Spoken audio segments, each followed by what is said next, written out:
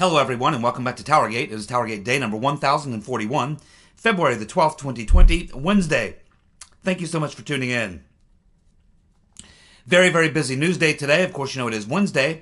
That is the day that I take out the trash and have me some chicken. And as soon as I get done with this, that's exactly what I'm going to do. But we have a very, very busy news day today. I only have about 35 minutes to go through it all. I would love to elaborate on each and every one of these stories as they are well deserving. Unfortunately, I just don't have time. So this is going to be a rapid fire, sort of go down the list of important stories. You may have to dig into these a little bit yourself, or maybe in the days to come I'll have more time to elaborate. But today, there's so many headline stories, I just have to blow through them. So let's go ahead and get started now. Well, let's see. We have learning yesterday, compliments of Conservative Treehouse, that Jussie Smollett has been indicted by Special Prosecutor. Boom. Special Prosecutor Dan Webb. The prosecutor, Mr. Webb, is going to show that the crime itself was connected to a D.C. scheme to advance the presidential ambitions of Kamala Legs-in-the-Air Harris, who launched her presidential bid simultaneously with the racial-driven hoax. Mr. Smollett is being charged with 6 felony counts. Smollett is due in court on February 24th. This is a major story. This is a story that's got legs. This is a story that's going to draw a lot of powerful people into it. Not just Legs-in-the-Air Harris. But the very fact that the special prosecutor, in his charging statement, says that this entire crime was connected to the D.C. scheme to advance the presidential ambitions of Kamala Harris, who launched her presidential bid simultaneously with the racial-driven hoax. He is basically saying that Kamala Harris was involved in some way in this, and that would include, had to include other people. It couldn't have been just Smollett and Harris alone. There has to be other people that would have been involved in this coordination of this plot, which is exactly what he says in the charging statement. Needless to say, Legs-in-the-Air Harris may want to find a good defense attorney and probably a good PR person as well.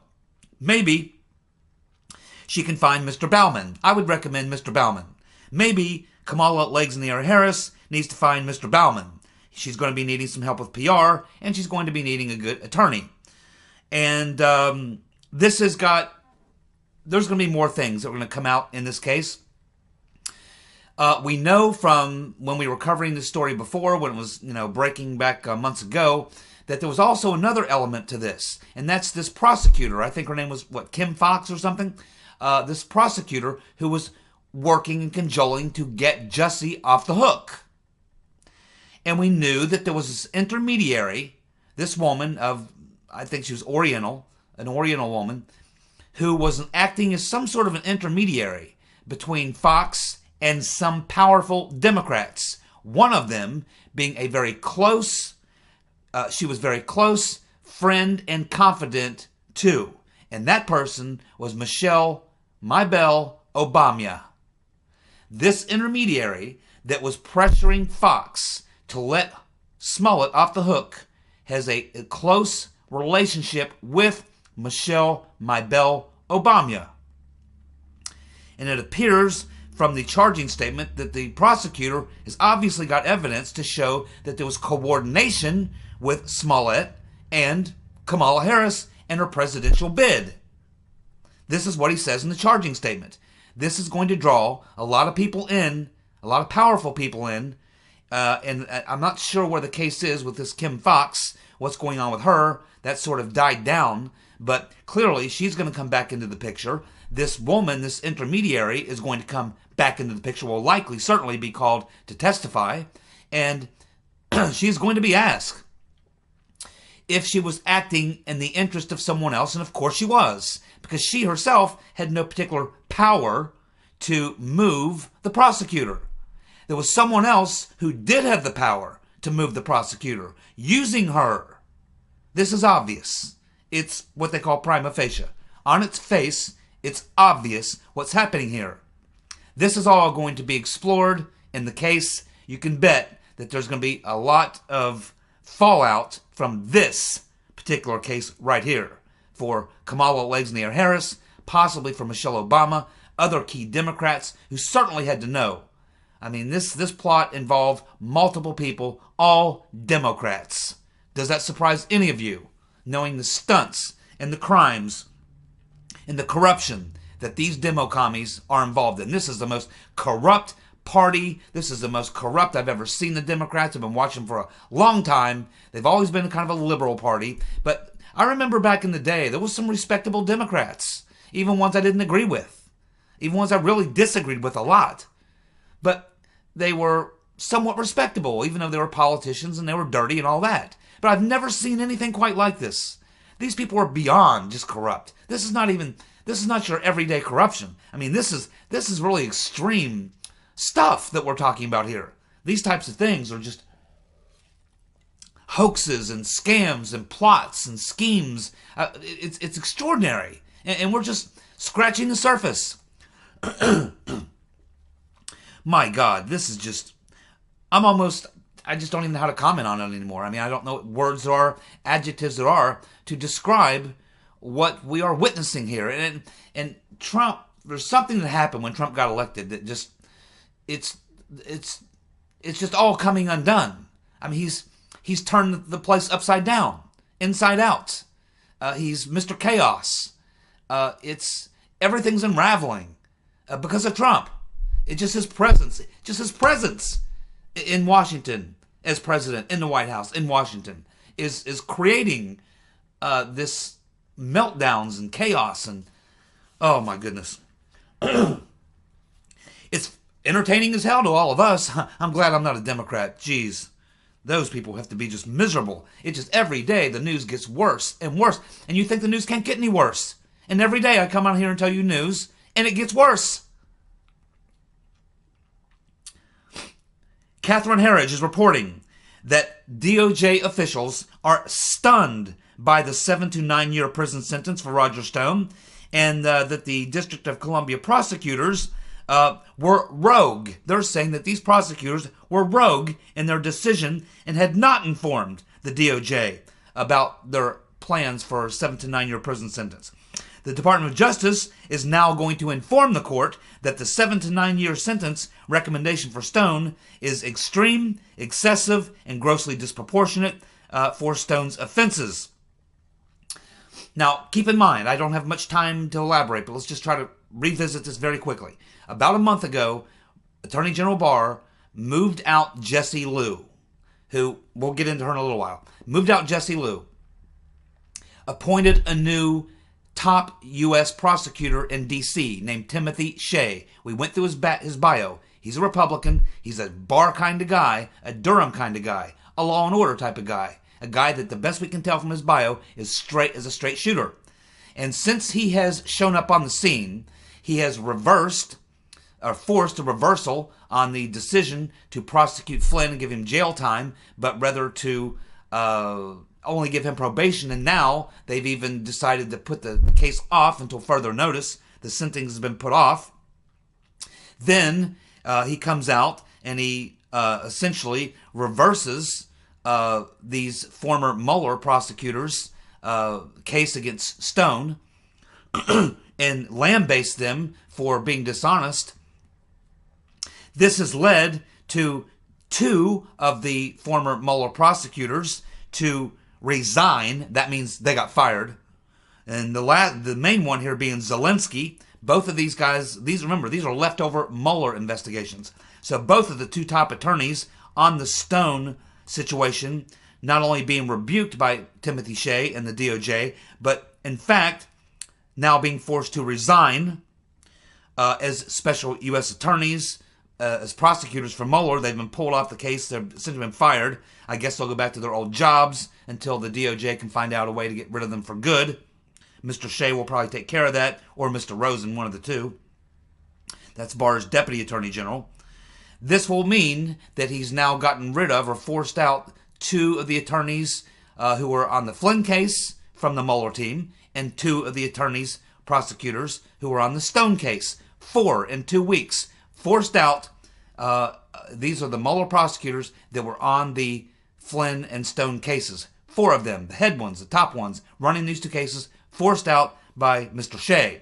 Now, as I told you a couple weeks ago, when Barr appointed Shea and we went through his bio, I said he's moving out Jessie Lou because he knows, and we'll get to her in a little while, he knows that she's crooked and dirty.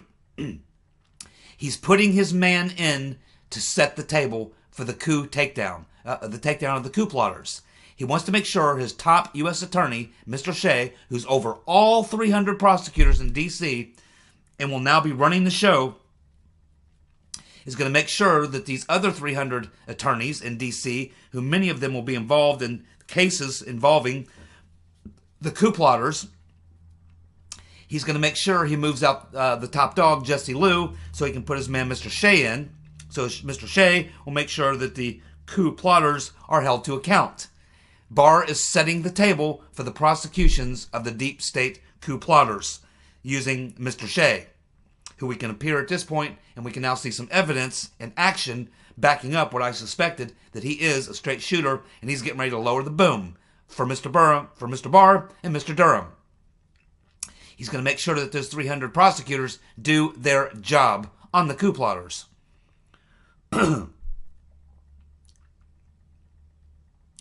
Well, it looks like we learned yesterday that Joe Biden, quid pro quo Joe, left New Hampshire before the votes were even in, canceling events and heading to South Carolina to try to save the black vote. What does that tell us? Well, it tells us that's an unbelievable thing. You never see this happen. On the day of the primary, you leave around lunchtime. On the day of the voting, that never happens. That's generally when you have every possible foot soldier you have on the ground and the candidate on the ground out there working to get every last vote. But here, in the middle of the day, around lunchtime, while people are voting, Biden leaves town, cancels events, and heads to South Carolina. What does that tell you? It tells you that Biden has got internal polling, or people in these polling places that work for him, telling him, man, you're going to get your ass kicked tonight. Get out of New Hampshire. That's what that's telling him. So what it's telling us. Otherwise, he would have stuck around to pander for votes. Ain't no votes up there in New Hampshire for Joe. And I don't think there's many in South Carolina either. Well, we have a crazy new twist in the Seth Rich case. As you know, Mr. Ty Clevenger, the attorney representing Mr. Butowski, recently went back to court to try to get documents about the investigation into Seth Rich. We know that Judicial Watch had requested some emails, and they accidentally, while receiving some Page and Strzok emails, discovered Page and Strzok discussing Seth Rich. And in fact, the conversation is about how Joe Pientka is going to put the kibosh on any investigation into Seth Rich. First, the FBI told Clevenger they had nothing on, or no investigation or no information about Seth Rich. We now know that's a lie. There was an investigation, and Joe Pientka killed it. And Page and Strzok were well aware of Seth Rich and the whole 9 yards. So now, Mr. Clevenger is pushing to get documents, information, and most importantly, what he's pushing for now is to have Julian Assange deposed. But it's not just Clevenger. No. We find out today, in a strange twist, that even the brother of Seth Rich, Aaron Rich, agreed that he wants Assange deposed. But the ruling by this judge, who is a very, very good friend, Judge Leon, is a very good friend, close associate with John Podesta. John Podesta. Remember those Podesta emails? Where Podesta said, basically, we're going to get the guy who leaked those emails? Oh, yes. So, now we have this Judge Leon ruling that no, he is not going to allow for a deposition of Julian Assange or any information about the investigation by the FBI into Seth Rich. He is not giving any explanation for it. This is unheard of, that both sides of a legal case would request a deposition of a witness and the judge would overrule it, and then not even provide an explanation why. I think we know the reason why. It has something to do with John Podesta and the threat he made to make that son of a bitch pay who leaked the emails. And if you look at the Podesta email, he's not referring to a country, a foreign leader, or anything else. He's talking about somebody, an individual, probably on the inside. I think John Podesta knows exactly who released those emails to WikiLeaks and why. And I think John Podesta knows a lot about what happened with Seth Rich.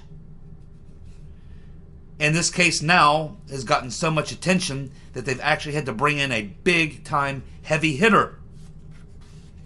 A big-time heavy hitter, lawyer from the Eastern District of New York to try to fight for the Department of Justice against Clevenger and against now Aaron Rich in this deposition of Assange, and to get to the bottom of the investigation into Seth Rich by the FBI that they went for over a year saying did not exist. Now we know it did.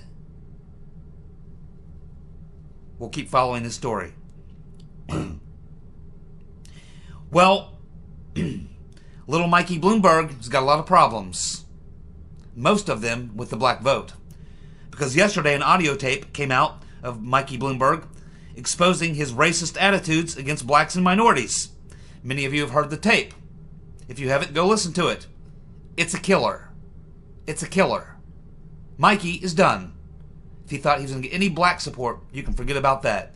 Because this is a killer right here. I heard it. I heard it several times. I heard it a couple of radio shows, and I came home and listened to it again. It's a killer for the black vote. For the Democrats, if they nominate Mikey Bloomberg. And now they won't. So much for Mikey taking the black vote from Quid Pro Quo Joe in South Carolina. Looks like we'll have to give it to Buddy Gig. We had ABC's Jonathan Karl covering the Trump rally in New Hampshire. He's on doing a live shoot for ABC, and he points out to the commentators on ABC whose faces are literally just, they're stone. They're stone white. They cannot believe what's being reported by Jonathan Karl, who's a Trump hater. And he says, hey, I was just here 2 nights ago. Every Democratic candidate in the field was here in this very arena 2 nights ago. They didn't even have half this place filled. Well, I'm here tonight at a Trump rally, and it's packed to the rafters. And there's people waiting outside, thousands of them. They waited all night long. Some people drove from other states to get here. Freezing cold temperatures, camping out overnight. And he said the enthusiasm and the energy in this place is off the charts. Never seen anything like it. That was his report to ABC. Needless to say, they weren't very happy to find this out. Clearly, what we're seeing is all the enthusiasm, all the energy is with Trump in 2020 and nothing for the Democrats. They're a deadpan party going down the tubes, over the cliff, and into the ravine. It looks like Attorney General Barr is apparently had a swelling sensation in his testicles because he has finally decided, announcing yesterday in an official press conference, that he is going to file multiple lawsuits against sanctuary cities and local governments. Absolutely right. They're breaking the law, and they're putting their citizens at risk. Should have been done a long, long time ago. As I told you, once Trump was acquitted, I told you I saw something in him change. He's given the order. We can see clearly he's given the order. He's removing all the deep staters from the NSC out of the White House. He's ordering the firing of these prosecutors. I'm sure he's behind that. He's told everyone, he's called his people in and said, hey, it's over. You know what I mean? Do your job. Take down the plotters, flush this swamp, and take care of business, man. That's an order. I want it done. And he's hit his limit. I said, Trump's headed up to here. And now, he said he would get involved, and man, he's getting involved. He's given direct presidential orders to his cabinet, including the Attorney General, to do their effing job. And they're finally realizing they're working for a serious man who ain't putting up with the shit. They have no choice. Carry out the president's order or find another job. That's the option I'm sure Trump gave them. Now Barr is going to have to back it up. Now he may be deep state. He may have thought he was going to cover things up or drag things out or whatever. Ain't going to happen. Trump's not going to let it happen. If Barr can't produce, Trump will force him to produce. And if he doesn't still produce, he'll fire him. Simple as that. Trump's taken off the gloves. He's gotten involved. And the shit is about to hit the fan. So now Barr comes out, gives the announcement he's going to file multiple lawsuits against sanctuary cities and local governments. And there's also a possible measure that could take place that would allow people, victims of crimes in these sanctuary cities, to sue the public officials who support and carry out these policies in these sanctuary cities, to hold them legally and possibly even criminally accountable now. Both ends. Get them in civil court by the victim and get them in criminal court by the attorney general. That is how you solve the sanctuary city problem. It should have been done a long time ago. I'm glad that Trump has finally told Barr to do his effing job. We had a One America News reporter catching Biden on his way out of New Hampshire. And he asked him, he said, is Eric Shermella going to have a job in your administration? Asked Biden if Shermella would have a job in his administration. And Biden said, yeah, well, I haven't been elected yet. You're not going to be elected, believe me. And Shermella ain't going to be in any administration. He's likely going to end up in a prison, would be my guess. I know he's on his way out the door. He's not going to be around the White House anymore, that's for sure. He's going to be called in and asked some questions by somebody, I am sure. And they're going to unravel the plot, the Ukraine plot. It was just another coup plot, like the original coup plot. Just another coup plot. And that's all going to come out too. Stick around. We had this, probably the best line I heard all day yesterday, came, believe it or not, from an article in the Daily Beast. And the Daily Beast is about as anti-Trump as you can get. And this shows that the Demo-commies are now turning on each other. They are turning on each other like you've never seen before. Both in the media, left-wing media outlets turning against one another, left-wingers turning against the left-wing media, left-wingers turning against other left-wing candidates. I mean, they're just all turning on each other. It's incredible, and it's going to get much, much worse. My friends, the convention isn't until June. We've got 4 more months of this. Do you realize how bad this is going to get? So this Democrat, who they interview for this Daily Beast article, says, quote, and this is a Democrat, "It's depressing. I am depressed. Almost every Democrat I know is depressed. Our party looks to be heading toward a face-off between a billionaire and a man who wants to ban billionaires, neither of which is a Democrat." I mean, how perfect is that? And he's right. When Bloomberg was the mayor, he was a Republican. The last position he held in government, in politics, was a Republican. Michael Bloomberg was a Republican mayor. Before that, he was a Democrat.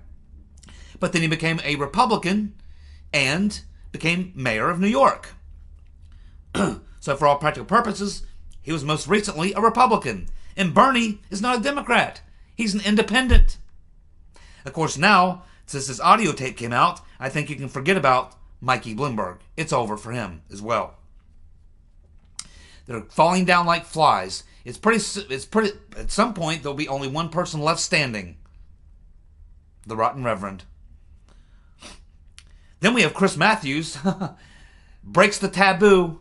I mean, for weeks and weeks and weeks and weeks and weeks and weeks, the entire left-wing media narrative is that any conversation about Biden, Ukraine, Hunter Biden is a hoax. It's a conspiracy theory. It's been unproven. It's been looked at. It's been proven to be a hoax, and all this sort of stuff.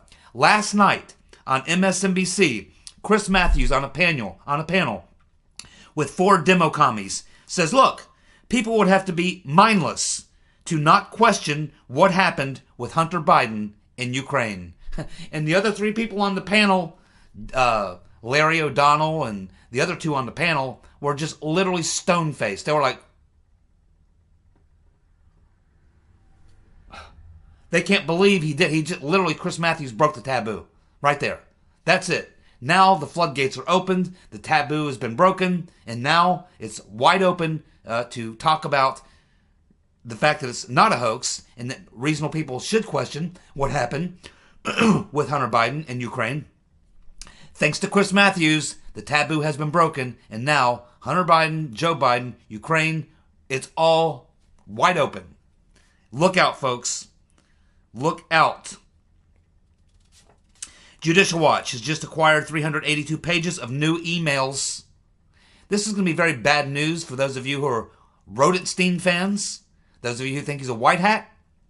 Oh, yes. If you think Rodenstein is a white hat, I've been telling you for a very long time, I love you to death, but you're sadly mistaken. New emails. Communications. These are communications that were sent to and from Rod Rodenstein in the days just before and just after he appointed Uncle Bob, the executioner. Check this out, my friends. I don't have time to go through all the details. I don't have much time left. I will give you the headlines and the dates of the emails, the subject matter, and who we were talking about. May 15th. This is like 2 days before Rodenstein appoints Mueller. May 15th, 2017. Rodenstein gets an email from the public affairs officer, Marcia Murphy, with a message. Eric Holder just called for you. Please call him back. May 16th, 1 day before he appoints Mueller. U.S. Attorney John Huber. U.S. Attorney John Huber writes to Rodenstein in an email, quote, Rod, we're proud of you. The next day, Rodenstein appoints Mueller. What's that tell us? Tells us, and you're going to find out, as I'm about to show you, a lot of people knew Rodenstein was going to appoint Mueller before he announced it publicly. And then one person who proves he knew, right here, John Huber. And he's congratulating Rodenstein for appointing a special prosecutor to go after Trump. Still think he's a white hat? Still think John Huber's a white hat? Listen to me. Multiple exchanges were made between Rodenstein with the Washington Post reporter Sarah Horowitz. Off-the-record conversations about the Trump-Russia investigation, which would later show up in stories in the Washington Post. Calls with 60 Minutes reporters between Rodenstein about the Trump-Russia investigation, which would also find themselves showing up in news stories. That's the white hat, Rodenstein. May 12th. Rodenstein has an email with former Obama special counsel Jonathan Sue.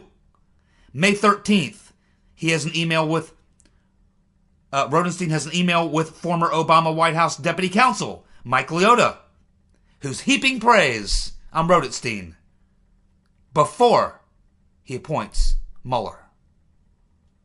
These are calls now that occurred just days before Rodenstein appointed Mueller. May 16th, the very day before, Rodenstein receives a supportive email from another former Obama deputy attorney general, James Cole. Also, on the same day, the day before Mueller's appointed, Rodenstein has an email with Steny Hoyer and Paul Ryan. Everybody knew this was going down, but Trump. And Rodenstein was up to his eyeballs in it. The day after he appoints Rodenstein, a D.C. judge named Judge Bates sends Rodenstein an email. Great move, Rod. Well done. That's your white hat. The day after Rodenstein appoints Mueller, Rodenstein speaks with Obama Deputy Solicitor General Neil Katyal. And it goes on and on. If you still think that Rodenstein was a white hat, you, my friend, I love you to death, but you're a damn fool. And who appointed Mr. Huber?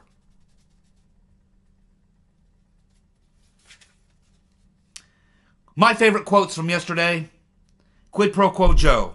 Quote, we could run Mickey Mouse against Trump and have a shot. Trump's terrified to face me. Yep. Now here's the thing you got to know about quid pro quo Joe. He believes this. Quid pro quo Joe believes that Democrats could run Mickey Mouse against Trump and have a shot. And he really believes that Trump is terrified to face him. He believes this. That shows you he is insane, out of his mind. We have Bernie, Commie Bernie. It looks like he has reneged on his promise to release his health care records. Yeah, I would too if I just had a heart attack a month ago.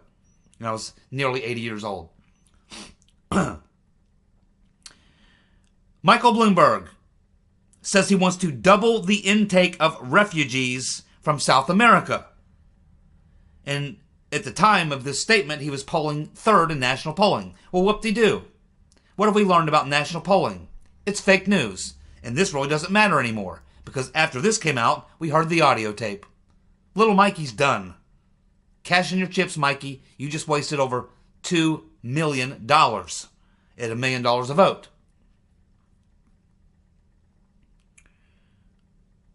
Well, at 7:30 p.m. Eastern Standard Time, the current standings are in New Hampshire the following. We have Bernie, and we still only have like 25% of the vote in, so we still have a lot of the vote to go. But right now, at 7:30 p.m. Eastern Standard Time, we have Bernie leading in New Hampshire with 29%, Booty Boy with 22%, Amy Klobuchar up to 18% in third place, Pocahontas in fourth place with 10%, and Burisma Joe in fifth, just as I predicted, with 8%. Now you know why he got out of New Hampshire at lunchtime. He's done. Fourth place in Iowa, fifth place in New Hampshire. You're done. He just doesn't know it yet. He won't have to worry about being Mickey Mouse or anyone else facing off against Trump because it ain't going to be him. And he's not even Mickey Mouse. Now, just to prove to you that the left is destroying themselves, as I just told you, consider the following. We have Ari Melber, who's obviously a massive Trump hater and a liar. I mean, this guy, we've caught him in so many lies, I can't believe he's still on the air as a reporter. But he is, because he works for MSNBC. So Ari Melber is in a little coffee shop in New Hampshire for NBC covering the New Hampshire primary. And he's talking to a voter, a female voter, and she tells Melber, she goes, hey, he's asking who she voted for. She goes, well, you know, I voted for Bernie. And then she goes on to say, let me tell you why I voted for Bernie. She goes, I voted for Bernie to stick it to MSNBC.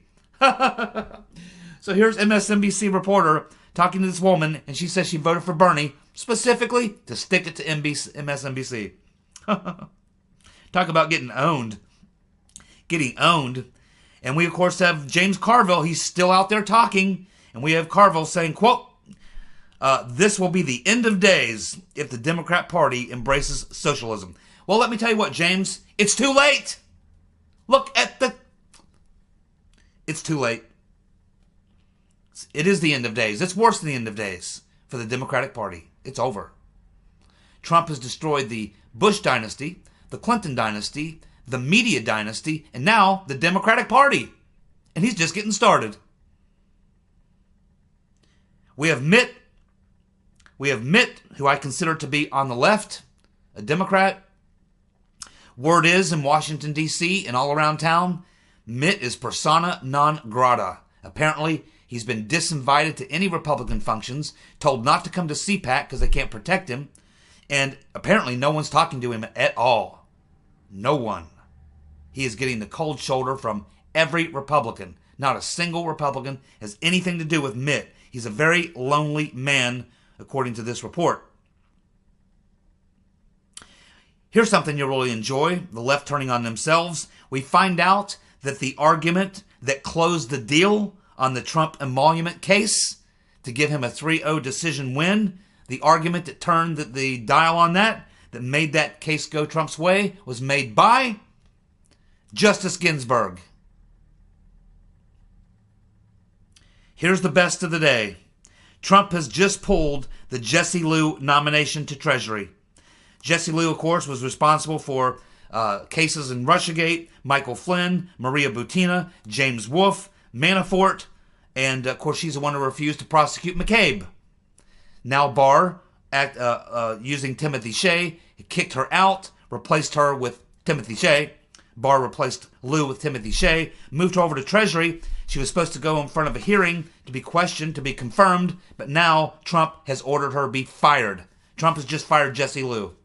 Thank you so much for tuning in. I'll be back tomorrow with more TowerGate. See ya. Bye.